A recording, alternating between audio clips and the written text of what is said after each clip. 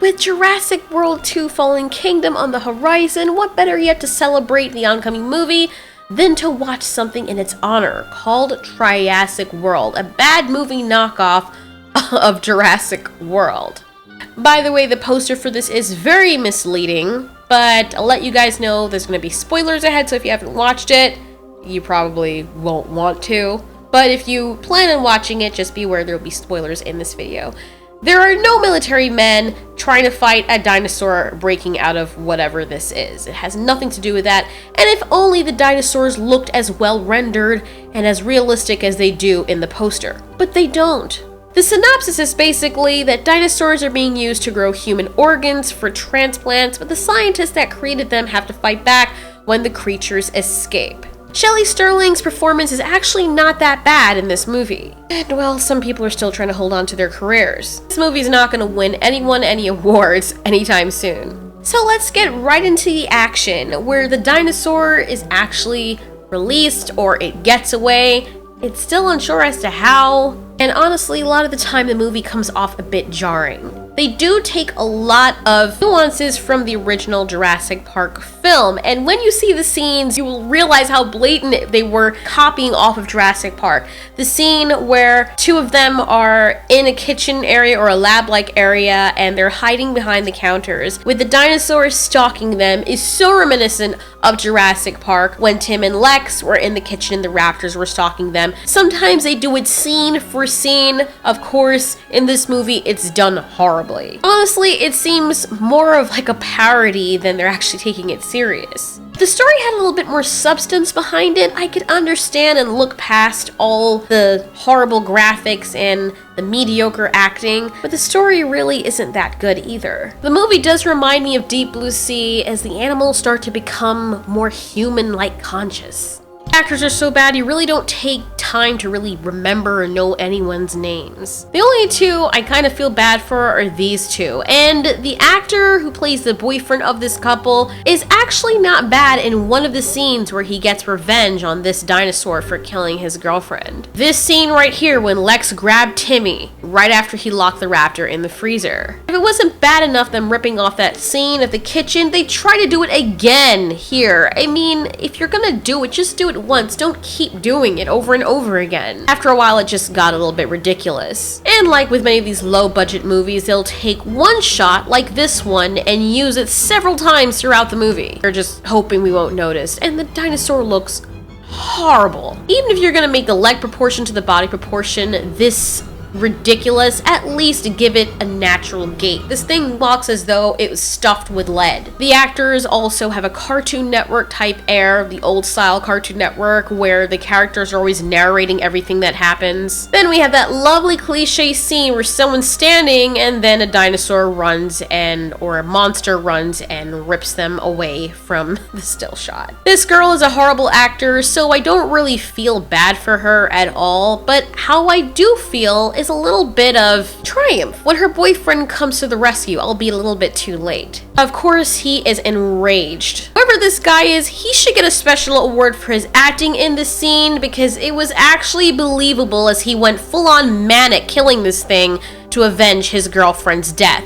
And this scene went on for quite a little bit, to the point where you believed his anger, his frustration, and just how much he was hurting from losing his girlfriend the way he did right in front of his eyes. The blood pours all over him, which is reminiscent of old-style horror movies like Ash in Evil Dead. So the scene was a little bit believable, just to be fair, considering, and the actor did a good job. But that's basically the highlight of the entire film. At least for me it was. Barring his loss being believable in this scene, nothing else really was, and there were times in the movie where everything seemed a little bit disjointed, as if they cut out whole scenes that were supposed to transition into another scene. Lighting for the models that they used for these dinosaurs was just horribly done. Everything was just really disjointed at times. If you watched it and found yourself wondering, how did we get from here to there, or what the heck just happened, don't worry, you're not the only one. As for the whole issue as whether or not which dinosaur was which concerning the mother and the offspring, that is completely up in the air. Maybe someone who's watched the movie can tell me what the heck was going on here, because as far as we were concerned, there was only one dinosaur that was loose, then there were two, and one happened to be the mother. But even though the scientists with the black hair said that one was the offspring, it kind of went over my head as to what exactly happened. Maybe it's because she wasn't enunciating her words properly, so it's really hard to understand what she was even saying as she was reading the files. But it seemed as though one of the dinosaurs got loose trying to find their mother, and the mother happened to be loose afterwards. Very confusing. Some things just also really didn't make sense. Choosing to argue at a time like this when the dinosaur could be anywhere at any corridor and making all this noise to draw attention to yourselves, it just seemed like an asinine time to do that. Also, at one point, the scientist Diana was running pell-mell down a corridor only to stop at a standstill to try and comfort this girl when time was of the essence. Then, of course, the dinosaurs all become sentient, and the one that's loose decides to free the others, and guess what they do? They bite out their microchips from each other's necks, just like the Indominus Rex did in Jurassic World. But I fail to see, as observant as they are, that they did not realize that's what the dinosaurs were doing. I feel like they made the scientists a little oblivious as to what was going on, just to keep the story going and to kind of evoke suspense, which failed horribly. If this blonde woman didn't want any witnesses, then why didn't she kill the other girl she was with? She had plenty of times to do that. The dinosaur happens to push around some buttons, which allows the doors to open. The power comes on, and the brown girl comes out, locking the scientist back in there, and geniusly stole her card. Trying to explain how foolish this movie is actually making me tired.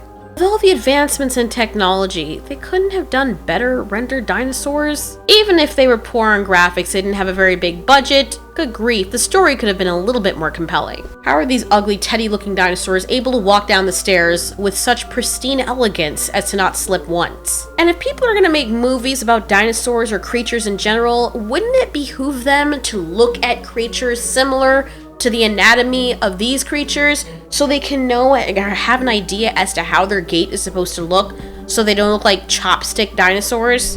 And how is it at every turn the dinosaurs just manifest as though they just spawn in random areas able to catch these people? I love how this girl gets her arm torn off. Her playing dead is the best acting she's done in this movie. This is a good shot right here, but why is she just sitting there watching everything happen when she could be getting up during that time to prevent the lockdown, or to prevent the gas from being released, or whatever the heck is going on at this point in the movie? Okay, so at this point in the movie, it just seems as though the director is just showing off that he can make shots look cool or something. It just comes off really cheesy. Oh, hey look, it's that shot of the dinosaur, the same one they've been using to death throughout the entire movie. If you look at the dinosaur all the way to the left, you can actually see that its foot doesn't even look like it's touching the floor. So this dinosaur jumps out of the gas that's supposed to kill them right at the moment it's about to die, and then it dies in her lap. She pushes it away, and then she takes off the oxygen mask when the gas is still permeating through the air, and she does not become affected by it whatsoever. Shouldn't the gas be potent enough to kill the animals as fast as possible? If that were the case, a small human being like her should have been dead within about 5 whiffs, unless she was holding her breath at the time she took the mask off, which she wasn't. So she makes it out alive, and she's the only one, and the police officer they'd phoned before, who had gotten back up, comes and puts a blanket over her body. She sits in the police car as they're going through the tragedy that happened inside. And then what was really fake about this last part is that the police officer comes to her and gives her a bag with a dinosaur egg in it, saying that, "I think this is yours." That would not happen. With something like this, where there are multiple murders or dead bodies, they would lock down everything for evidence. And how would he know out of everything that that little bag was hers? Did he look inside and saw the egg and decided that here's part of your experiment that is clearly evidence that we need to see what happened here to prevent it from ever happening again because there's an umpteen amount of dead bodies inside the building? That just made no sense to me. They should have ended the movie before they gave her the egg. Or they should have made it a little bit more realistic. If they really wanted to push the egg thing that's been done to death already, they should have left it somewhere in the building in a vent or something. If law enforcement was thorough enough, they would have found it in there as well. But we all know that this movie's not one of those ones. This movie was horrible.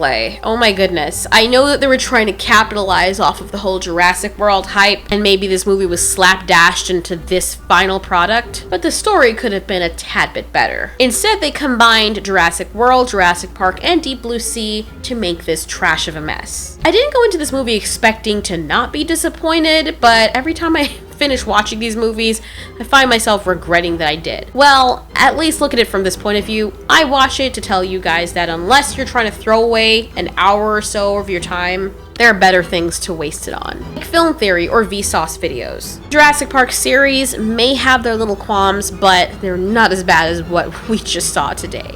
Anyways, the good news is that Jurassic World Fallen Kingdom will be coming out in about a day. So for those of you who have been waiting for the US version or the US release, your wait is finally over. Stay tuned, guys. Thanks for watching. This has been Altiori. You ask, we answer.